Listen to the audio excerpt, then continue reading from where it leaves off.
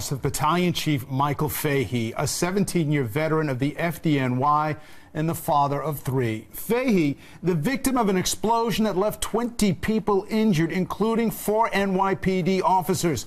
Firefighters were at the 2-story house checking on a report of a gas leak. They found what appeared to them to be a marijuana growing operation, and they called police. Soon after, the house exploded. The explosion happened around 7:30 this morning at 300 West 234th Street. That is in the Kingsbridge section. And these are live pictures now from Newscopter 7 over the scene. And you can just see all of that devastation. That building no longer there. Eyewitness News reporter Darla Miles is live at New York Presbyterian Hospital. But we begin with Marcus Solis live at the scene. Marcus. Well, Dave, Charlene, the police department confirms it was in the early stages of a drug investigation at this location, as this location a possible marijuana grow house. Now, it is unclear whether or not the materials in the house caused the explosion, contributed to the explosion, or whether natural gas was involved. But the debris killed an FDNY battalion chief. The commissioner saying the city lost a hero today. And it was a very loud boom, like it was just one loud, really, really loud bang. It was a blast that not only shook the neighborhood, it reduced most of the house to rubble, but most importantly left the fire department in mourning. FDNY Battalion Chief Michael Fahey was killed when he was hit by debris from the explosion just after 7:30 this morning. A blast so strong it crushed cars parked in front and launched pieces of the house onto a roof across the street. Was brought here as quickly as possible, but he was not to be saved.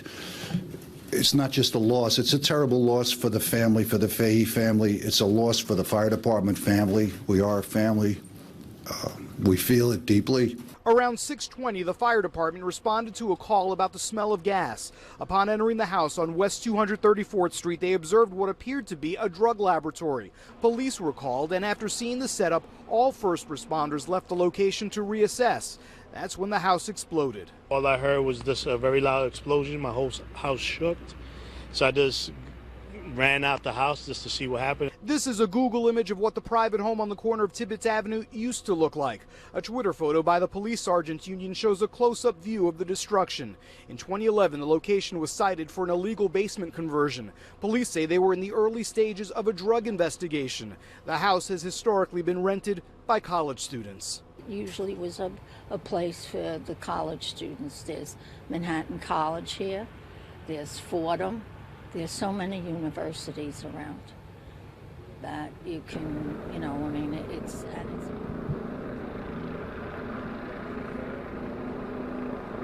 And the police commissioner saying that the occupants of that house are subject of the investigation. No charges filed yet in relation to this case, but you can see the devastation there. Another live look from Newscopter 7, also injured. There were 9 firefighters who suffered minor injuries. 6 police officers were injured, 2 civilians, and 3 Con Edison workers. Again, all the emergency personnel on hand here have yet to enter that location, but the investigation still very much in the early stages. We're live in Kingsbridge. Marcus Solis, Channel 7, Eyewitness News. Marcus, thank you. We turn now to Eyewitness News reporter Darla Miles. She is at New York Presbyterian Hospital with more on Chief Fahey. Darla. Well, Charlene, we know again that Battalion Chief Michael Fahey was struck with a piece of the roof from that explosion. We were told that the NYPD rushed him here to the New York Presbyterian Allen Hospital in Inwood as quickly as they could to try to save him, but this is where he was sadly pronounced dead. Now, this is a photo released by the FDNY. Battalion Chief Michael Fahey was only 44 years old.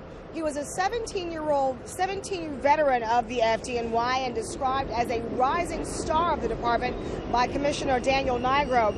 He worked out of Battalion 19 in the Bronx, and he's actually a second-generation firefighter. His father came up the ranks with Commissioner Nigro, who was very saddened by the news this morning. Also, we've seen firefighters come and go for the last 2 hours ever since Chief Fahey was brought here, and all you can see on their faces was the grief and sadness from this loss. The last person killed in the line of duty was Lieutenant Ambellis, was 2 years ago, but 1,145 members of this department have died in 150 years, so it's not altogether rare. Certainly the members are in the same state that I am. They're saddened, deeply saddened, by losing one of their own. These are people that live and work with Chief Fahey, that grew up in the department with him, and he's like a member of their family. So it's, for them, it's like losing a family member. Now, Chief Fahey was a father of three young children, 2 boys and 1 girl, ages 6, 8, and 11. And the only thing that could be described by Commissioner Nigro this morning in terms of the response from his wife when she came here to the hospital and was told that he did not survive was just unspeakable. Evacuation advisories last night turned into mandatory evacuations this morning for people living on Croy Road and Little Uvis Road. We got our cats, that's important, and I don't really know.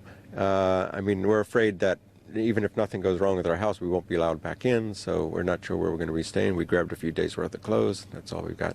The fire is not only chasing people from their homes, animals also need to be rescued. This incredible video from Sky 7 shows firefighters putting water on the flames next to a building and home on Casa Loma Road, while several horses nervously pace back and forth. Easy.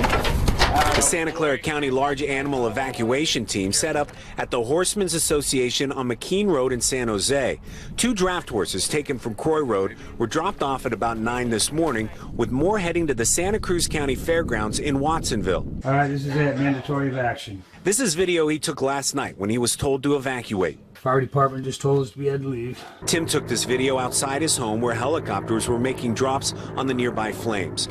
We met up with the disabled veteran at a shopping center on Almaden Expressway. Tim drove off from his property almost immediately when he was told to evacuate, just grabbing a change of clothes. He slept in his car overnight. My wallet's left up there. All you left with was this? This is what you came out with, huh? This was already in my Jeep. And that's the only ID you have? That's correct. So now what?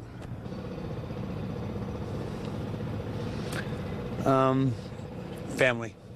Director of Shafarna Institute for Middle Eastern Studies, Ms. Catherine Shaktam, joins us now from the British capital, London. Ms. Shaktam, talk to us about the continued Saudi aggression and airstrikes carried out against the people of Yemen. Well, the Saudi over the past few months, if you have noticed, and I'm sure you did, have actually increased their attack against civilian populations specifically in response, I would say, against the resistance advances on their own territories. The resistance movement headed by the Houthi has actually managed to do some pretty big headways in the provinces of Asir Najran in Saudi Arabia.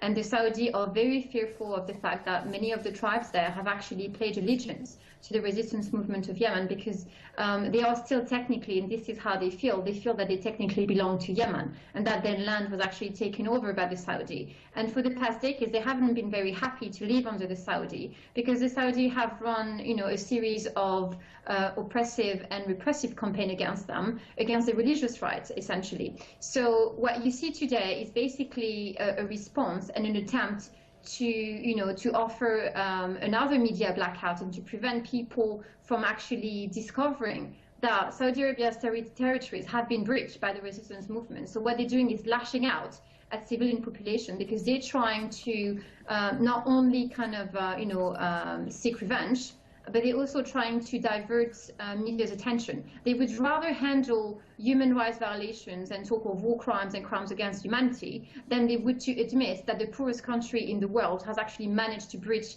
not only the richest in the world, but the better, a superpower backed by several military superpower, themselves. And so it's not just, an attack against the dignity.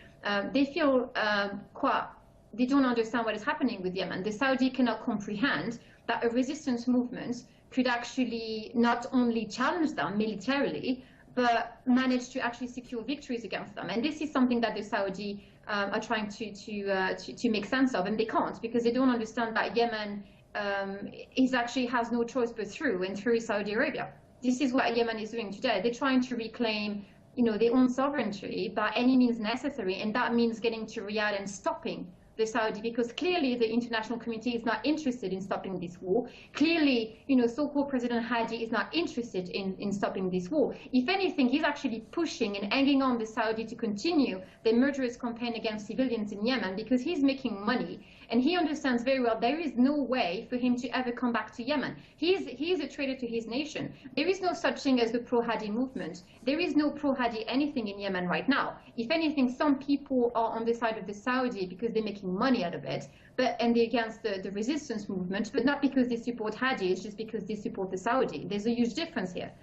So you don't have anyone here interested in peace, but the resistance movement and, of course, the Yemeni people. So you are in a situation where the community is actually condoning and abating terrorism in Yemen, de facto, and the Saudi who are trying to cover up for the many victories that the resistance is actually secure against them, because they can't handle the truth. This is really just what it has come down to.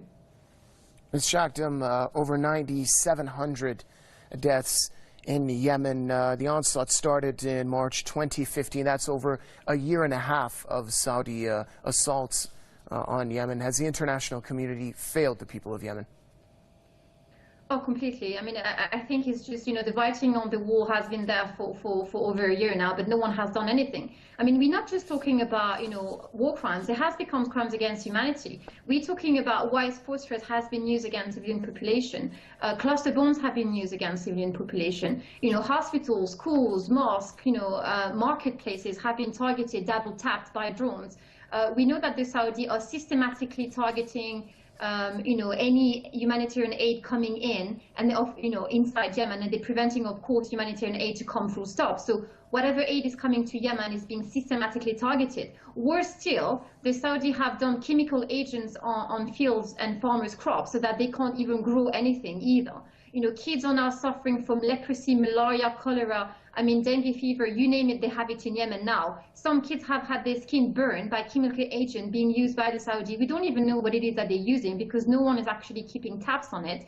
And whenever someone, human rights activists are calling for an inquiry, of course the Saudi are blocking them. And if not them, then you have the UK or the US alleging, political politicking actually, where they're arguing so-called national security or whatnot, and they're saying that it's not worth it for them, and that it doesn't economically make sense, and that they will continue to sell the Saudi whatever, and whatever is actually what they're using. You can't expect to be selling the Saudi cluster bombs and other chemical agents and then pretend that you don't know that this is what they're using against the Yemeni civilians. It makes no sense to me. It's completely illogical to send weapons of mass destruction to a theocracy such as Saudi Arabia and just hope to God that they would not use it against the Yemeni people when we know that they are at war with Yemen. So of course they're going to throw everything they can and everything they have at Yemen. And I think that the burden of guilt actually lies in the hands of those who have sold those weapons to the Saudi. And to me, it makes absolutely no sense to support Saudi Arabia, regardless of national security, regardless of politics or even economy, because you know that at the end of the day, Saudi Arabia represent principles and actually claiming and calling for genocide against other religious community. And those are the people that Western, the so-called Judeo-Christian world is actually supporting. It makes no sense, not just for Yemen, but for the world altogether. Catherine Shakdam joining us from the British capital, London. Thank you. Political commentator Ibrahim Moussawi joins us now from the Lebanese capital, Beirut, to offer us more insight on that story. Mr. Moussawi, welcome to the program. Talk to us about the recent comments made by Sayyid Hassan Nasrallah, who censured Saudi Arabia, Qatar, Turkey, the U.S. and France for their continued support of the terrorists in Syria. Well, yes, this is very normal. It's not a mere accusations against those forces or those group of countries that Sayyid Nasrallah mentioned. You're talking here about evidence. Now you can produce as much as you want of stories and documents and evidence, even from the daily papers, about the continuous support of the Western governments, namely the governments that Sayyid Nasrallah mentioned, along with Saudi Arabia, Qatar and Turkey, for the Takfiri groups. Here you're talking about two colliding projects in the area, in the region. You're talking about a project that follows the retrogressive, that follows the United States, that follows the Western interests, and you're talking about a completely different and oppositely diametrical project that follows the line of the resistance and the line of the steadfastness against the Western intervention, against the Western arrogance, and against the United States meddling in the affairs of the region.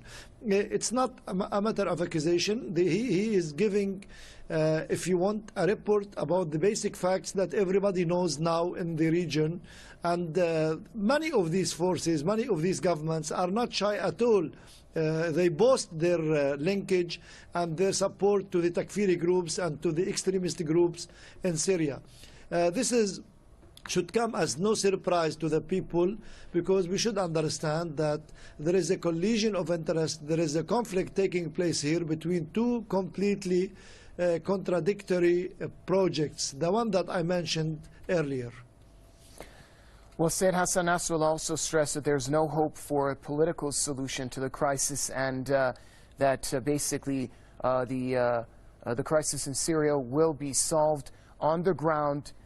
Given the failure of the ceasefire, the U.S. and Russia-brokered ceasefire in Syria that pretty much did not reach its full potential last week, it seems that many are on board now with that notion that the war in Syria will only end on the ground. Well, to tell you the truth, we all know very well this is not what he meant. He didn't mean that the battle or the war in Syria is going to end on the ground. We know very well that there should be something conclusive that would tip the balance into one place where those who do not believe in the political solution should come to the political solution. I'll tell you, and everybody knows, that the Syrian government has given every possibility, along with the Russian support, along with the Iranian support, and with the resistance in Lebanon with Hezbollah support, for a political solution. To tell you the truth, Sayyid Nasrallah, in many previous statements, he highlighted and stressed that even Hezbollah has been among the mediators from the very beginning. He was ready, and Hezbollah exercised a lot of political and diplomatic efforts in order to bring a political solution.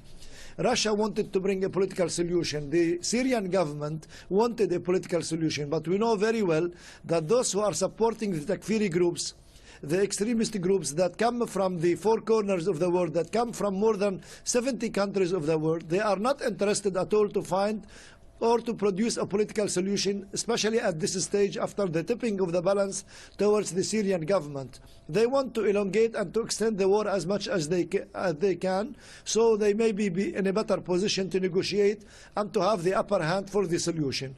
We know very well that this is not going to happen. That's why the war is going to continue. And recently we have been able to see that the Americans refused to publicly announce what kind of agreement they reached with the Russians vis-à-vis Syria.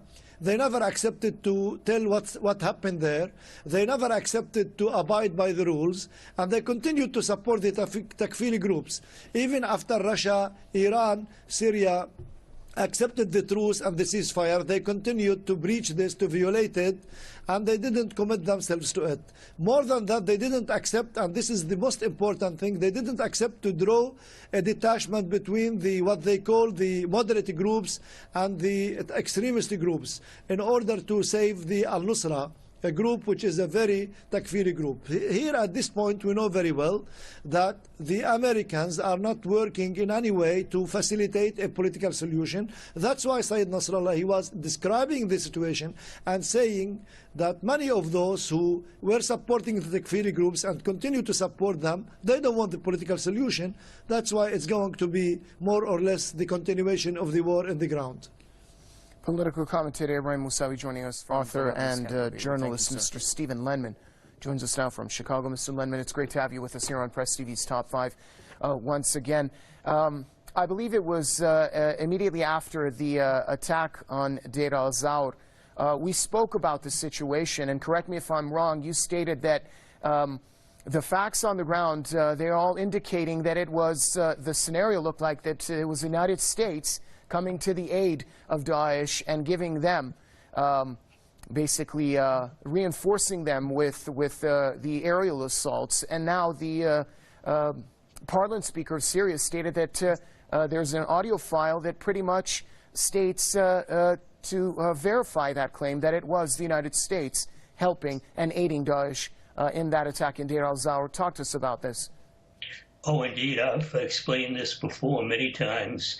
America is directly involved in aiding Daesh, al-Nusra, and all other anti-government forces, arming, funding, training, directing them, teaching them atrocities, use of chemical weapons, use of banned weapons. It goes on and on.